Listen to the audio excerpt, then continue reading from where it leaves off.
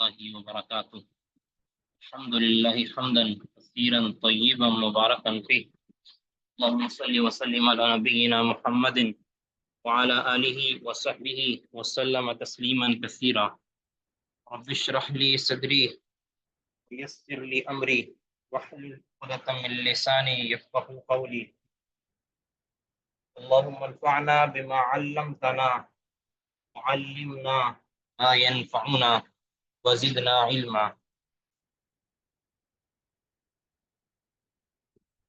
جی حدیث نمبر 7327 ہے. کون پڑھنا چاہیں گے؟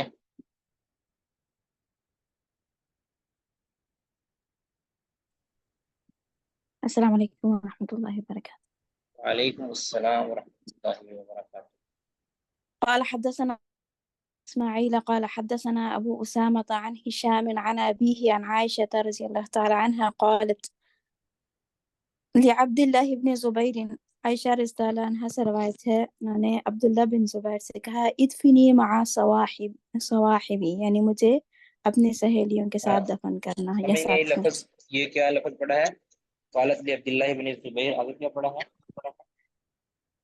ادفنی مع ادفنی.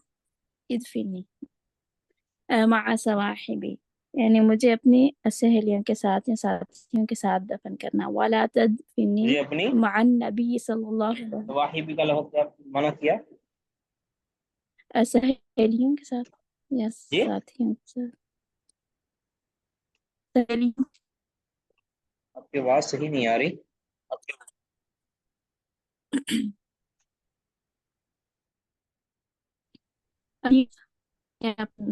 دفن کرنا. جی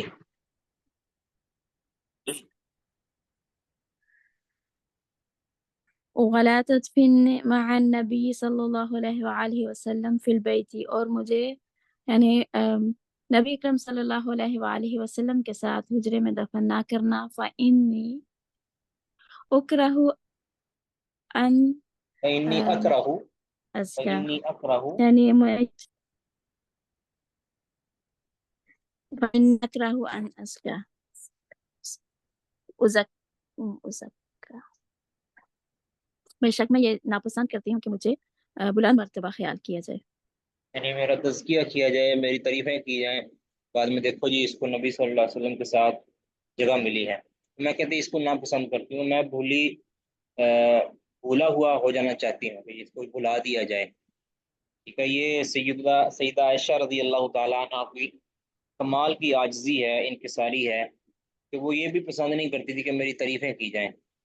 جب وفات کا وقت قریب ہوا نا سیدہ عائشہ رضی اللہ تعالیٰ عنہ کا، تو سیدنا عبداللہ بن عباس رضی اللہ تعالیٰ نے غالباً ان کی تعریف کی کہ آپ تو زوجہ رسول ہیں. انہوں نے کہا کہ میں فقط یہ کہنا چاہتی ہوں کہ ان کو نسیم منسیہ، کہ میں بھلا دی جاؤں، یعنی میرا تذکرہ ہی نہ کیا جائے. میں تو یہ پسند کرتی ہوں کہ بس یہ کمال کی ان کی عاجزی انکساری ہے. اور اس کے مقابلہ کے اندر جو اگلی روایت آ رہی ہے، عمر رضی اللہ تعالیٰ کی جو خواہش تھی وہ ان کی محبت پر دلالت کرتی ہے نا. یعنی سیدہ عائشہ رضی اللہ تعالیٰ کی عمر کے آخری حصے میں یعنی عجز و انکساری کی طرف مائل ہو گئی تھی زیادہ. شروع میں انہوں نے بھی یہ ارادہ رکھا تھا کہ میں نبی صلی اللہ علیہ وسلم کے ساتھ دفن ہونا چاہوں گی، تو اپنے لیے انہوں نے جگہ رکھی تھی. لیکن پھر حضرت عمر رضی اللہ تعالیٰ نے جگہ مانگی تو انہوں نے جگہ دے دی. اس کے بعد پھر عمر کے آخری حصے کے اندر وہ کہتی تھی کہ میں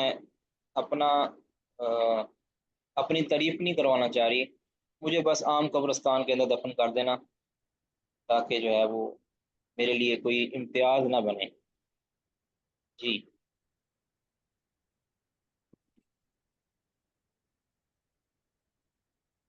وعن هشام عن أبيه عن أن عمر رضی اللہ تعالی عنہ ارسل إلى عائشة، بے شک عمر استعلانہ نے. اب یہ جو پیچھے سند ہے نا وعن ہشام، یہ پیچھے سند وہی آ رہی ہے ابو اسامہ پہ نیچے عبید بن اسماعیل. تو یہ اس کو منقطع نہ سمجھا جائے، نہ اس کو معلق سمجھا جائے، یہ پیچھے والی سند ہی کا آگے ٹکڑا ہے. جی کہ بے شک عمر رضی اللہ عنہ نے عائشہ رضی اللہ عنہ کی طرف پیغام بھیجا اذنی لی ان उदफना मआ साहिबैया, यानी मुझे इजाज़त दें कि मुझे अपने दोनों साथियों के साथ दफन किया जाए। फ़क़ालत, आयशा रज़ियल्लाहु अन्हा ने फरमाया, ई वल्लाही, हाँ अल्लाह की कसम। क़ाला, रावी कहते हैं कि वकान अर्रजुलु इज़ा अरसला इलैहा मिन अस्सहाबति, कि जब सहाबा में से कोई भी आदमी उनकी तरफ ये पैगाम भेजता, क़ालत, तो वो फरमाती, ला वल्लाही, नहीं अल्लाह की कसम, ला उसिरुहुम बिअहदिन अबदा, कि मैं किसी को भी कभी भी उनके साथ दफन होने की इजाज़त नहीं दूँगी। हाँ, ये नहीं, जब सहाबा में से कोई भी उनको पैगाम भेजता ना, उमर को तो आपने इजाज़त दे दी, लेकिन और कोई भी सहाबी पैगाम भेजता ना कि हमें अपने इस हुजरा में दफन होने की, नबी की सोहबत में दफन होने की इजाज़त दे दी जाए, तो फरमाती नहीं, मैं इजाज़त नहीं देती। ला उसिरुहुम, मैं इन पर तरजीह नहीं दूंगी, बिअहदिन, किसी को भी, आबादा, कभी भी। यानी ये जो शख्सियात दफन है, इनसे, इनके साथ किसी और को दफन होने की मैं इजाज़त नहीं दूंगी। तो ऊपर जो उन्होंने खुद कहा है कि मुझे उधर दफन ना करना, वो मैंने अर्ज़ कर दिया कि वो आजिज़ी और इनकिसारी की बुनियाद पर था। वो पसंद नहीं करती थी कि उनको फ़ख्रिया तौर पर उनका जिक्र किया जाए कि आयशा जो है देखो ये उधर दफन हुई हैं। इसलिए वो कहती थी कि मैं सादा कब्रिस्तान के अंदर दफन कर दी जाऊँ, ताकि मेरी कब्र को भी पहचान ना पाए। अल्लाह अकबर। जी, किसी का कोई सवाल है तो वो कर सकते हैं जी।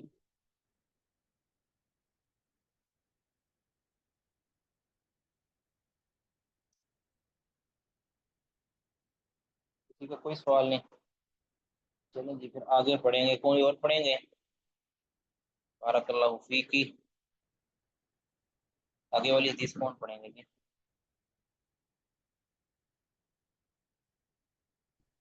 अस्सलाम वालेकुम। वालेकुम अस्सलाम व रहमतुल्लाहि। قال حدثنا أيوب بن سليمان قال حدثنا أبو بكر بن أبي أويس عن سليمان بن بلال عن صالح بن قيسان قال ابن شهاب أخبرني أنس بن مالك أن رسول الله صلى الله عليه وسلم كان يصلي العصر۔ انس بن مالک رضی اللہ سے وہ اس بات کی خبر دیتے ہیں کہ بے شک اللہ کے نبی صلی اللہ علیہ وسلم نماز عصر پڑھتے، فیات الاوالیہ، اور پھر جاتے اوالی دیہات کی طرف، ہاں جی، یہ والشمس مدینہ کے جو دیہات ہوتے ہیں نا اس کی طرف جاتے ہیں۔ والشمس مرتفعۃ، اور سورج بلند ہوتا، وزاد اللیث عن یونس وبعد الاوالی، اس میں زیادہ کیا ہے لیث لیث نے بن سعد نے یونس سے یہ الفاظ کی زیادتی نقل کی ہے کہ الاوالی اربعۃ امیال او ثلاث، کہ جو گاؤں یا دیہات ہوتے 3 یا 4 امیال یعنی میل کے فاصلے پر ہوتے۔ ایک منٹ ٹھہریے ذرا۔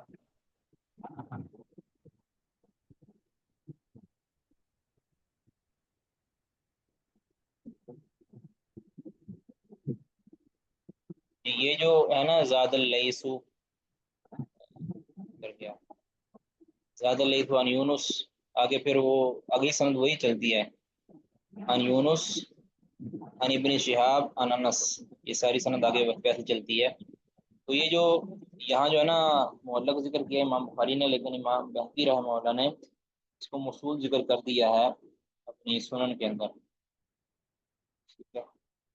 تو یہ 4 یا 3 میل کے فاصلے پر تھا، تو یہ کافی لمبا سفر بنتا ہے۔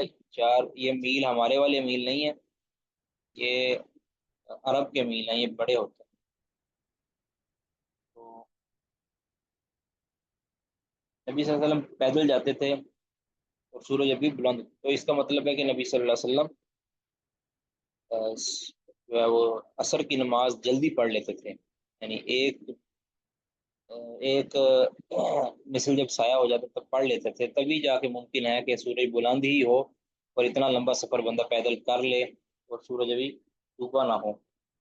تو یہ والی اور پیچھے والی حدیثوں کا جو باب کے ساتھ تعلق ہے نا، یہ جو مشاہد نبی صلی اللہ علیہ وسلم کا جس جگہ مقامات پر حاضر ہونا، ان کی فضیلت بیان کی جا رہی ہے کہ یہ بڑی اہمیت کے حامل یہ علاقے ہیں، نبی صلی اللہ علیہ وسلم کا وہاں گزر ہونا، نبی صلی اللہ علیہ وسلم کا وہاں حاضر ہونا، آپ کا وہاں پہ کوئی کام کرنا، یہ بڑی اہمیت کا حامل ہے۔ وہ جگہ بڑی فضیلت حاصل کر لیتی ہے جہاں رسول اللہ صلی اللہ علیہ وسلم کا گزر ہوتا ہے۔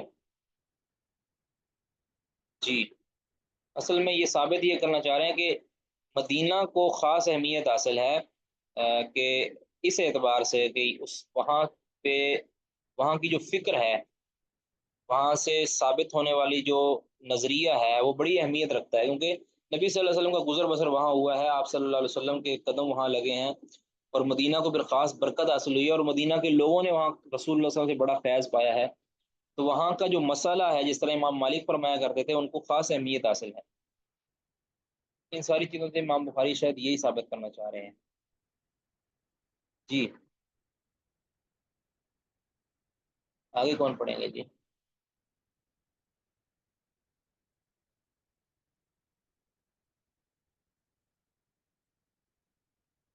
جی، فرا کلیم صاحبہ نہیں پڑھیں گی؟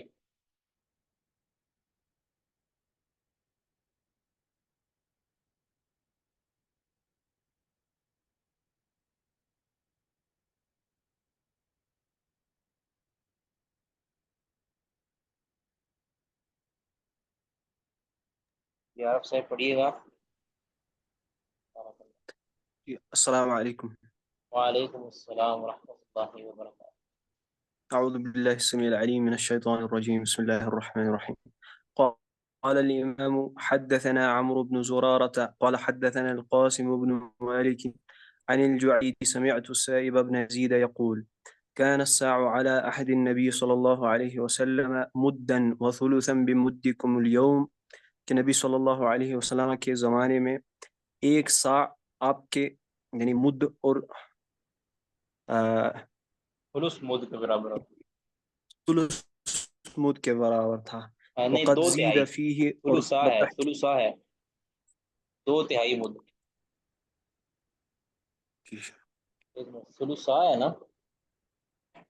وثلثا بمدکم، ایک ثلثا، تہائی مد۔ جی۔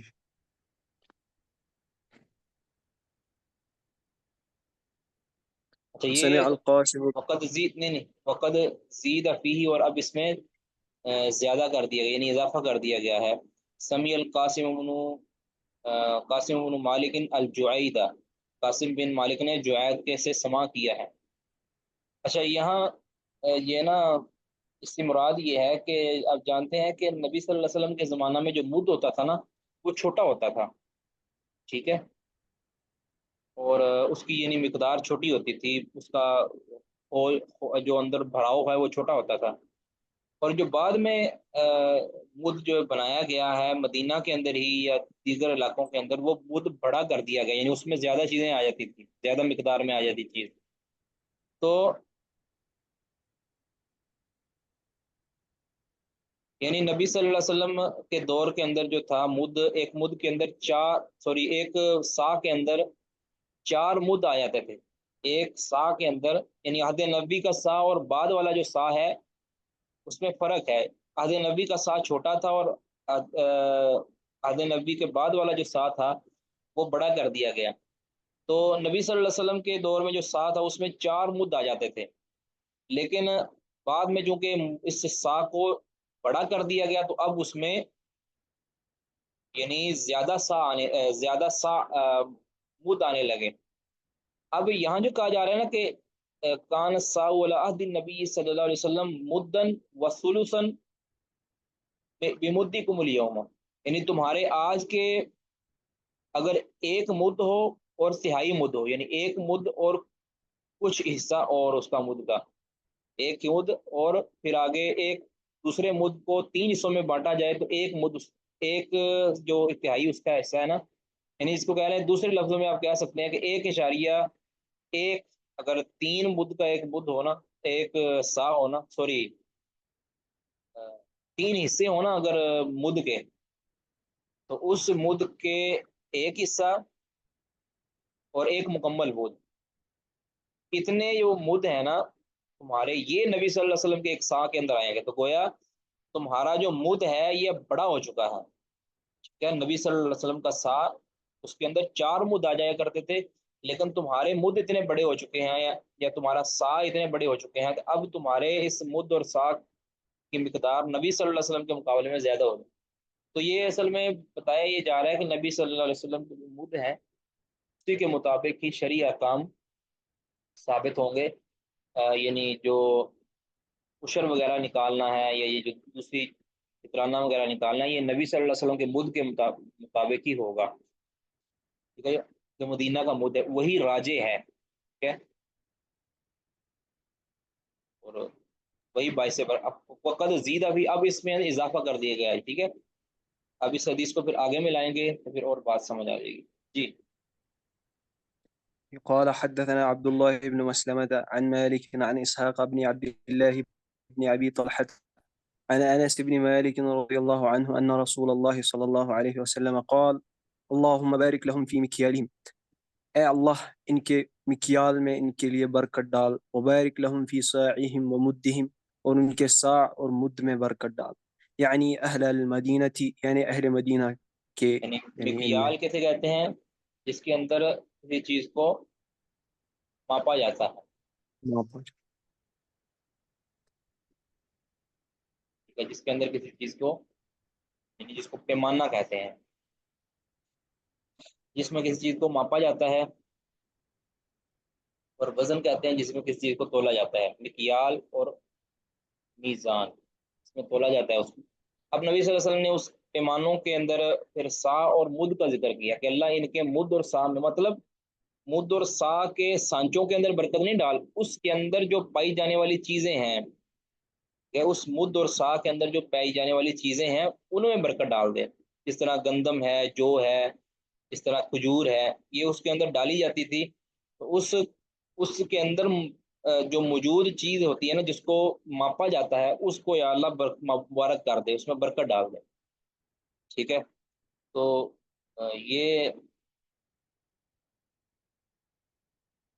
ابن عثیمین رحمہ اللہ کہتے ہیں کہ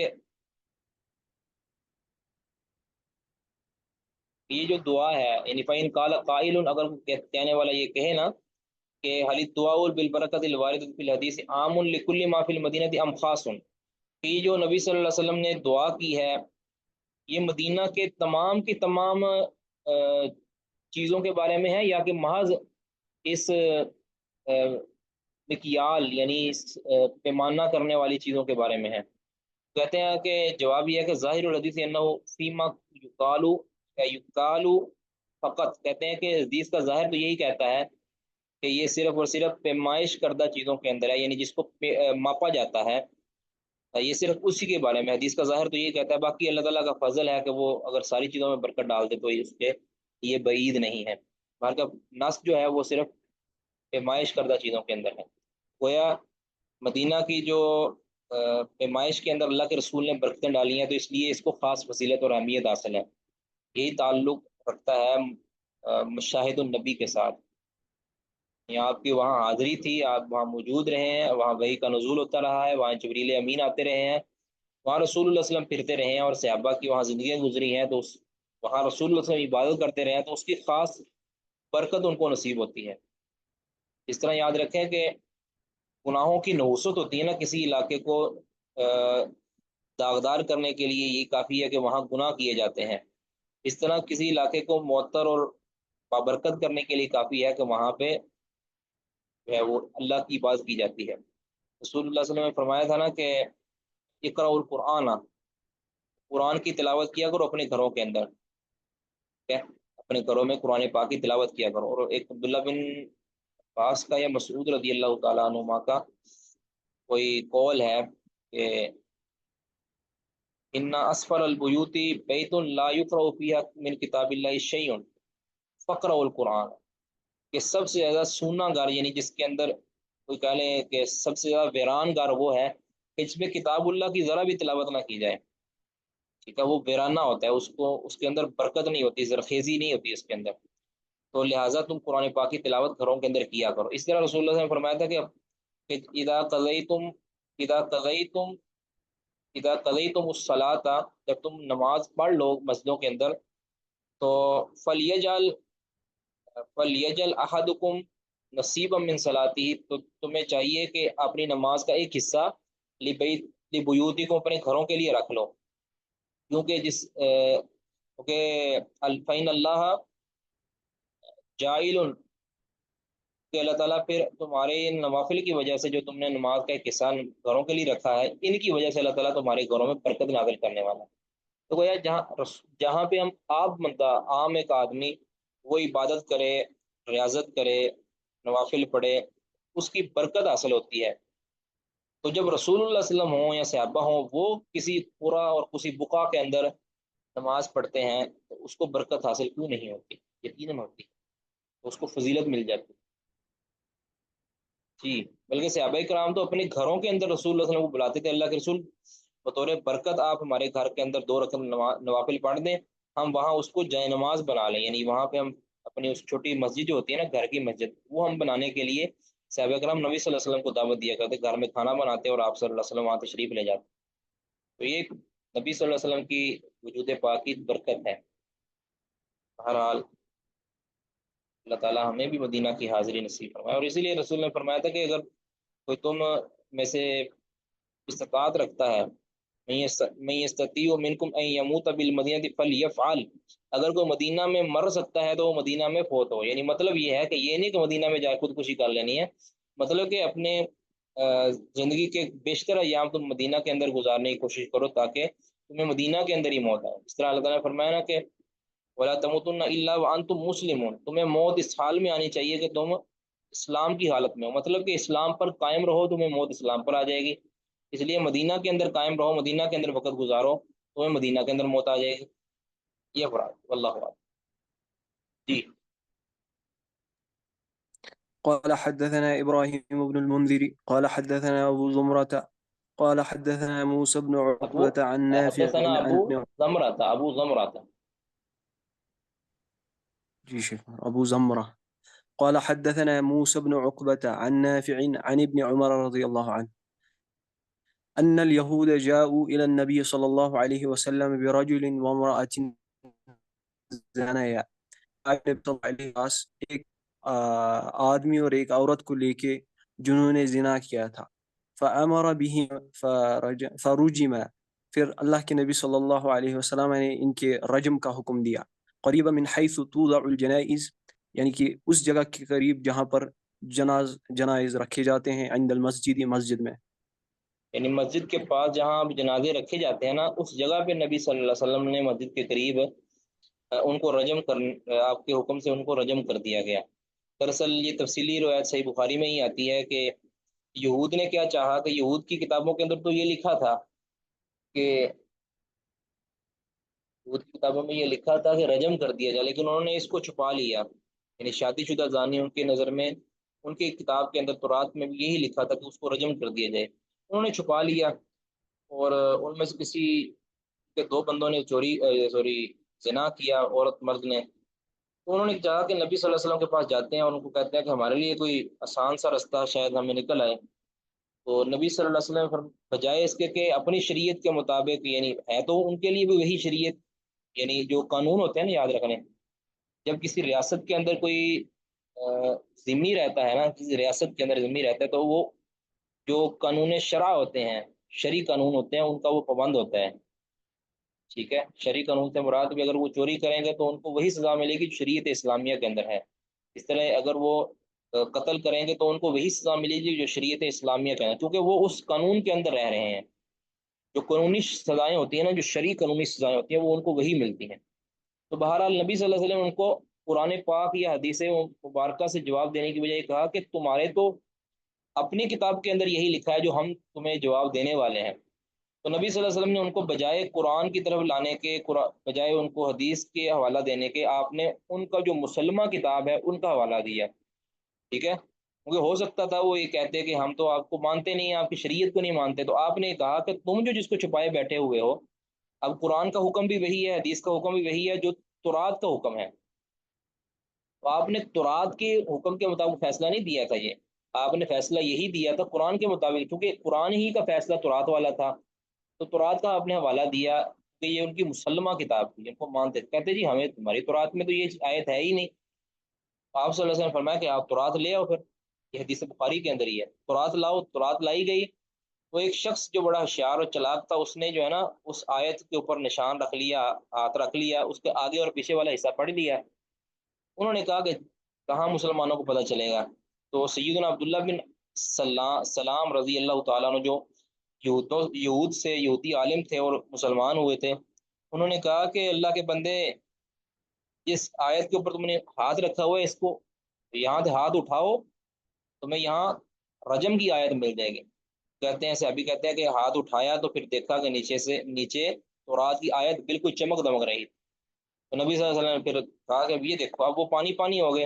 اور انہوں نے پھر بتایا کہ ہم جو ہے نا، ہمارے ہاں تو یہ ہے کہ اب ہم نے آیت کو چھپا لیا تھا، اب کیونکہ پہلے حکم تو یہی تھا، لیکن جب پھر ہمارے شراف زادوں نے یہ کام شروع کر دیے نا، اب ان کو بچانے کے لیے ہم نے پھر اس آیت کو تبدیل کر دیا، آیت کو تبدیل کرتے ہوئے ہم نے اس حکم کو چھپا لیا اور یہ کہہ دیا کہ ان کو گدھا پر بٹھا کر اور ان کا منہ کالا کر کے بس ان کو سزا دے دی جائے، تو یہی کافی ہوتا ہے۔ تو اشراف زادوں کو بچانے کے لیے ہم نے یہ کیا، تو نبی صلی اللہ علیہ وسلم پھر ان کے اوپر جو شرعی حد ہے، یعنی اسلام کی جو شرعی حد تھی، جس کا ذکر تورات کے اندر بھی موجود تھا، نبی صلی اللہ علیہ وسلم اس کے مطابق ان پر حکم نافذ کر دیا، لاگو ان کے اوپر نبی صلی اللہ علیہ وسلم فیصلے لاگو کر دیے، فیصلہ لاگو کر دیا۔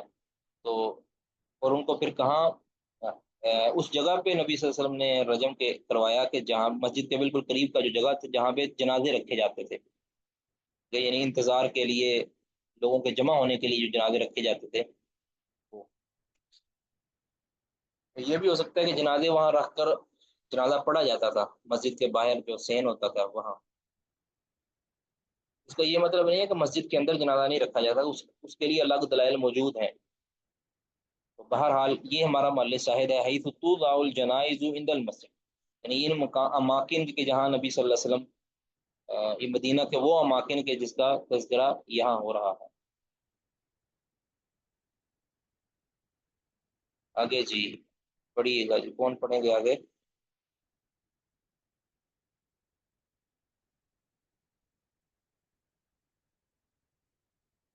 جی تو کوئی بھی پڑھ دیں جی۔ قال حدثنا إسماعيل قال حدثني مالك عن عمرو مولى المطلب عن أنس بن مالك رضي الله عنه أن رسول الله صلى الله عليه وسلم طلع له أحد، النبي صلى الله عليه وسلم کے لیے احد طلوع ہو گیا، فقال هذا جبل طلوع ہوا کا مطلب يحبنا یہ ہے کہ ونحبه، سامنے آیا، طلوع ہوا کا مطلب یہ ہے کہ نبی صلی اللہ علیہ وسلم سفر پہ جا رہے تھے، چل رہے تھے، سامنے نظر آیا، یعنی احد نظر آیا، مطلب اس کا یہ ترجمہ کریں، نبی صلی اللہ علیہ وسلم کو احد نظر آیا۔ احد پہاڑ جانتے ہیں، مشہور مدینہ کا سب سے بڑا پہاڑ یہی ہے، احد پہاڑ، جو کلومیٹر کے فاصلے پر جو ہے نا پھیلا ہوا ہے، بہت زیادہ اونچا نہیں ہے لیکن لمبا ہے کچھ، اور مدینہ کا سب سے جو ہے طویل سلسلہ جو ہے نا پہاڑوں کا یہی ہے۔ ایسے چھوٹی چھوٹی پہاڑیاں مدینہ کے اندر کافی ہیں، لیکن بہرحال یہ طویل ایک سلسلہ ہے پہاڑ۔ جی فقال، پھر فرمایا هذا جبل يحبنا ونحبه، یہ وہ پہاڑ ہے کہ جو ہم سے محبت کرتا ہے اور ہم اس سے محبت کرتے ہیں۔ اللہم ان ابراہیم حرم مکہ، اے اب اللہ یہ ابراہیم جو علیہ السلام نے پہاڑ مکہ کی کو محبت جو ہے نا، حرم بنایا، پہاڑ کی جو محبت ہے، بہت پہاڑ کی محبت یہ حقیقتاً ہے، ٹھیک ہے، اس کی حقیقت اللہ بہتر جانتے ہیں، لیکن یہ پہاڑ حقیقتاً محبت کرتے ہیں۔ یہ پہاڑوں کے اندر، جمادات کے اندر بھی شعور ہوتا ہے، یاد رکھیں، لیکن جب ہم اس کو یہ کہتے ہیں نا غیر معقول، ان کو جو کہتے ہیں، یہ غیر معقول کا مطلب یہ ہے کہ یہ ہماری جیسی ان کے پاس عقل نہیں ہے، ان کے پاس ان جیسی عقل ہے، یعنی ایک مٹی ہے نا، جو مٹی کا ایک ڈھیلا یا مٹی کا ایک ڈھیر ہے، اس کے اندر بھی اللہ نے شعور رکھا ہوا ہے، یہ شعور اس کی طرح کا ہے، اور ہمارے پاس جو شعور ہے یہ اور طرح کا ہے، یہ اشرف المخلوقات ہمارے جو ہے اس وجہ سے ہے کہ ہمارے پاس اور طرح کا شعور ہے، ہم صحیح غلط کا فیصلہ کرنے کی استطاعت رکھتے ہیں، ٹھیک ہے، جبکہ یہ دوسری چیزیں جو ہیں یہ ہر طرح کا شعور نہیں رکھتی جس طرح کا ہم رکھتے ہیں، یا دوسرے لفظوں میں آپ یہ کہیں کہ ہمیں اللہ تعالیٰ نے اختیار دیا ہے سوچ کا، ان کو اختیار سوچ کا نہیں دیا اللہ تعالیٰ نے، یا دوسرے لفظوں میں یہ کہیں کہ ہمیں ان کی باتوں کی سمجھ نہیں آتی، اللہ تعالیٰ کو سمجھ آتی ہے ان کی باتوں کی، ہر چیز کا شعور ہے، یعنی سورج چاند ستارے ساری چیز اللہ کی تسبیح کرتی ہیں، یہ بولتی بھی ہیں، اور یہ اس طرح یہی ہوگا نا کہ زمین جو ہے نا وہ قیامت کے دن اپنا سارے راز اگل دے گی، ٹھیک ہے، جس طرح آتا ہے سورۃ زلزال کے اندر، اذا زلزلت الارض زلزالها واخرجت الارض اثقالها وقال الانسان ما لها يومئذ تحدث اخبارها، یعنی زمین بول کر بتائے گی کہ اس کے اندر خبریں کیا ہیں، کیا کیا ہے اس کے اندر چیزیں چھپی ہوئی ہیں، یہ زمین بول کر بتائے گی۔ اب یہ زمین کا بولنا علی وجہ الحقیقہ ہے، جس کی حقیقت ہم نہیں جانتے، ٹھیک ہے۔ تو اس طرح اللہ تعالیٰ نے فرمایا نا کہ یہ ساری چیزیں جو ہے نا یہ تسبیح کرتی ہیں، وَلَٰكِن لَا تَفْقَهُونَ تَسْبِيحَهُمْ، تم ان کی تسبیحوں کو سمجھ نہیں سکتے۔ تو یہ جو جمادات ہیں، چرند پہاڑ ہیں، یہ غیر معقول اس لیے ہیں کہ یہ ہماری سمجھ میں نہیں آتے، یا یہ اس طرح ہماری جیسی عقل نہیں رکھتے، باقی یہ ان کی حقیقت ہے۔ ان کا بولنا جب اللہ نے ثابت کیا ہے تو وہ بولتے ہیں، کیسے بولتے ہیں؟ ہماری طرح نہیں بولتے جس سے آواز پیدا ہوتی ہے، اور اللہ تعالیٰ جب چاہے جیسے چاہے ہمیں ان کی آواز نکلوا کے بھی دکھا سکتا ہے، یعنی اللہ تعالیٰ نے جو ہے ہر چیز کے اندر اللہ تعالیٰ نطق کی قوت پیدا کر سکتا ہے۔ اسی لیے نبی صلی اللہ علیہ وسلم نے جب فرمایا تھا نا کہ اوندے منہ لوگ قیامت کے دن چلیں گے، تو پوچھا گیا اللہ کے نبی یہ کیسے چلیں گے؟ فرمایا کہ جس اللہ نے تمہیں سیدھے منہ چلوایا ہے نا، وہ اللہ تعالیٰ اوندے منہ بھی چلوانے پر قادر ہے، ٹھیک ہے۔ اور یہ بھی ہے کہ جس اللہ رب العزت نے ہمیں بولنے کی قوت عطا فرمائی، وہ اللہ تعالیٰ ہر چیز کو بولنے کی استطاعت دے سکتا ہے۔ بہرحال یہ جس طرح بعض ملاحدہ ان حدیث کا انکار کرتے ہیں نا، تو اس کا بالکل بھی بے حقیقت ان کی یہ بات عقل میں چونکہ نہیں آتی، تو یہ بالکل اس کو نظر انداز کر دیتے ہیں اور اس کی تکذیب کرنا شروع کر دیتے ہیں، جو کہ بالکل بھی نامناسب۔ جب نبی صلی اللہ علیہ وسلم نے فرما دیا کہ یہ ہمارے ساتھ محبت کرتا ہے، اب یہ محبت حقیقی محبت ہے، اس کی کیفیت اللہ بہتر جانتے ہیں، ہمیں اس کی حقیقت کا علم نہیں ہے کیسے کرتا ہے حقیقتاً کرتا ہے۔ جی، اب یہ آگے یہ مسئلہ ہے کہ کیا یہ محبت صرف عہد نبی کے ساتھ خاص ہے یا ابھی بھی خاص ہے؟ واللہ عالم، اس کے بارے میں کوئی بالجزم کوئی بات نہیں کہی جا سکتی کہ یہ صرف نبی صلی اللہ علیہ وسلم اور صحابہ کے ساتھ خاص ہے کہ وہ ان کے ساتھ محبت کرتا تھا، یا ہمارے ساتھ بھی کر سکتا ہے، اللہ اس کا بہتر جانتا، کم از کم ان کے ساتھ تو لازمی کرتا تھا، ہمارے ساتھ کرے یا نہ کرے۔ جی، اللہم ان ابراہیم حرم مکہ، اے اللہ ابراہیم علیہ السلام نے مکہ کو حرم بنایا، وانی احرم ما بین لابتیہا، اور میں حرم بنا رہا ہوں جو اس کے دو لابت کے بیچ میں، لابت یعنی یہ شیخ صاحب کیا ہے؟ جی، انی احرم ما بین لابتیہا، دو چٹانوں کے درمیان کا علاقہ جو ہے نا اس کو میں حرم بناتا ہوں۔ تو بتایا تھا کہ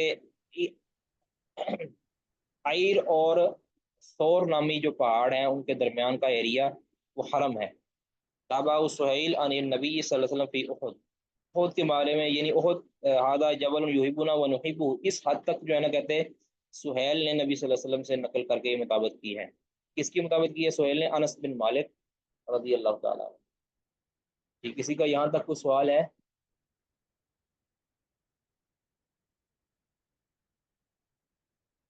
تو یہ جبل یحبنا یہ مشاہد نبی ہے، یا نبی صلی اللہ علیہ وسلم سے ساتھ محبت کرنے والی جو چیزیں ہیں ان کا تذکرہ یہاں کیا جا رہا۔ کسی کا کوئی سوال؟ جی،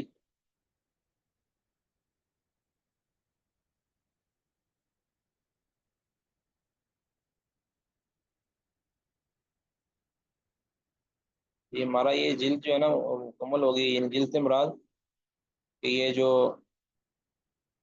جمع کردہ حصہ تھا وہ مکمل ہو چکا ہے۔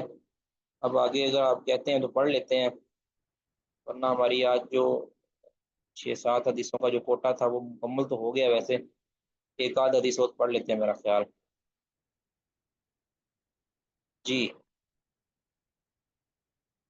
نظر آ رہا ہے؟ جی جی شیخ محترم نظر آ رہا ہے۔ جی، تاجور صاحب پڑھیں گے؟ جی شيخ صاحب. قال الإمام حدثنا ابن أبي مريم قال حدثنا أبو غسان قال حدثني أبو حازم عن سهل أنه كان بين جدار المسجد مما يلي القبلة وبين المنبر ممر الشاة.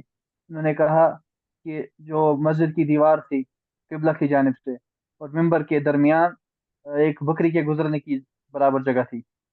यानी ये बता रहे हैं कि जहाँ रसूलुल्लाह सल्लल्लाहु अलैहि वसल्लम का मिंबर पड़ा होता था ना, मिंबर के पड़े होने वाली जगह और जो किबला की जानिब दीवार थी मस्जिद नबी की, उसके दरमियानी जो फासला था वो इतना था कि जब वहां से एक बकरी गुजर सकती थी, यानी जिसको कह लें आप 1.5 फुट कह लें ज्यादा से ज्यादा, ठीक है, 1.5 फुट का तकरीबन फासला था, फुट 1.5 फुट का, कि बकरी उसमें से आसानी या मुश्किल गुजर सकती थी। तो ये सहाबा कराम यानी ये जिक्र कर रहे हैं कि नबी सल्लल्लाहु अलैहि वसल्लम के मिंबर के पड़े होने की कैफियत भी वो बयान कर रहे हैं। तो अफसोस का मुकाम है कि जिन सहाबा ने नबी सल्लल्लाहु अलैहि वसल्लम के मिंबर के पड़े होने की कैफियत का तो बयान कर दिया, तो लोग उनको कहते हैं कि इन्होंने जी हमें मिलाद का जिक्र क्यों नहीं किया है, उन्होंने मिलाद बयान नहीं किया, नबी सल्लल्लाहु अलैहि वसल्लम का जश्न मिलाद वो उन्होंने नकल नहीं किया, तो इसका मतलब है कि जश्न मिलाद था ही नहीं। अब जितनी वो मर्जी हदीसें बयान कर दें, उम्मी दलाइल ले हैं, उनकी बात दाल नहीं गलेगी जब तक कि कोई नबी सल्लल्लाहु अलैहि वसल्लम के सहाबा से सरी कोई बात नहीं नकल कर देते। जी। قال الإمام حدثنا عمرو بن علي قال حدثنا عبد الرحمن بن مهدي قال حدثنا مالك عن خبيب بن عبد الرحمن عن حفص بن عاصم عن أبي هريرة أنه قال قال رسول الله صلى الله عليه وسلم ما بين بيتي ومنبري روضة من رياض الجنة، جو میرے گھر اور میرے ممبر کے درمیان ہے وہ جنت کے باغیچوں میں سے ایک باغیچہ ہے۔ وہ ممبری اعلیٰ حوضی، اور میرا ممبر ہوگا حوض کوثر پر۔ अब इसका माना क्या है कि ये वाक़ियतन जन्नत का टुकड़ा है, या इसको क़यामत के दिन जन्नत का टुकड़ा बना दिया जाएगा, यानी इसको जन्नत के अंदर शामिल कर दिया जाएगा, या दूसरे लफ्ज़ों में यह कहें कि ये ऐसी जगह है कि जहाँ इस पे अमल किया जाए तो ये जन्नत के अंदर जाने का सबब बनता है, यानी इसके अंदर अमल करने की इतनी फजीलत है कि वो बंदा यहाँ नमाज पढ़ता है और यहाँ पे बैठ कर दुआ करता है, रोज़ा इबादत करता है, तो वो जन्नत में जाने का बायस बन सकता है। तो इसके मुख्तलिफ मानी बयान किए जाते हैं। बहरहाल इसको छोड़ दिया जाए अल्लाह रब्बुल इज़्ज़त की ज़ात पर। बाकी ये है कि वो मिंबर या अला हौज़ी, कि मेरा मिंबर हौज़ पर होगा या हौज़ पर है, तो इसका माना भी यही है कि क़यामत के दिन या तो अल्लाह ताला नबी सल्लल्लाहु अलैहि वसल्लम के मिंबर को यानी हौज़ पर कायम कर देगा ताकि आप सल्लल्लाहु अलैहि वसल्लम वहाँ पे पानी पिलाएं, वेलकम करें अपनी उम्मत को। अब ये जो हो मिंबर होगा ये वाक़ियतन वही मिंबर होगा जिस पर नबी सल्लल्लाहु अलैहि वसल्लम दुनिया में खुतबा देते थे, या कि नबी सल्लल्लाहु अलैहि वसल्लम को वहाँ अलग मिंबर दिया जाएगा, ठीक है। यहाँ इस मिंबर की बात हो रही है, या कि क़यामत के दिन जो अल्लाह ताला उनको मिंबर बना के देगा उसकी बात हो रही है। तो अल्लाह ताला कादिर है इस पर भी, अल्लाह ताला दुनिया के अंदर जिस मिंबर पर नबी सल्लल्लाहु अलैहि वसल्लम खुतबा देते थे उसी मिंबर को अल्लाह ताला दोबारा से पैदा कर दे, उसी तरह उसी शक्ल व सूरत के साथ पैदा कर दे, और नबी सल्लल्लाहु अलैहि वसल्लम क़यामत के दिन सरदारी करें उस मिंबर पर बैठकर, और सय्यदुल अव्वलीन वल आखिरीन के तमगे के साथ नबी सल्लल्लाहु अलैहि वसल्लम उस मिंबर पर जलवा अफरोज़ हों, तो ये बाईद नहीं है। मतलब ये इसके ऊपर ईमान हमने सिर्फ लाना है, उसकी कैफियत और इसकी तफसील तो के ऊपर बिलजिज़म कोई बात हम उस वक्त तक नहीं कर सकते जब तक हमारे पास कोई ठोस सबूत या दलील नहीं आ जाती। जी, किसी का कोई सवाल यहाँ?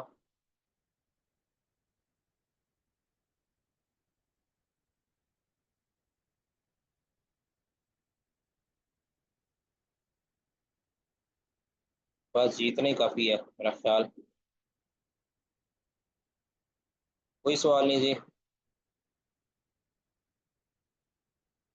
ठीक है फिर बाकी शाम की क्लास के अंदर, रात की क्लास के अंदर ज़रूर शिरकत कीजिएगा, और अपने अपने जो आपने असाइनमेंट सॉरी उसका मकाला जात हैं, थीसिस हैं, उसमें जो इम्प्रूवमेंट आपने की है उसकी पूरी तफसील आप जो है ना वो इकट्ठी करके लाइएगा। अल्लाह आपको जज़ा दे। बारकल्लाहु फीकुम। किसी का कोई सवाल कोई मशवरा वो जिक्र कर सकते हैं।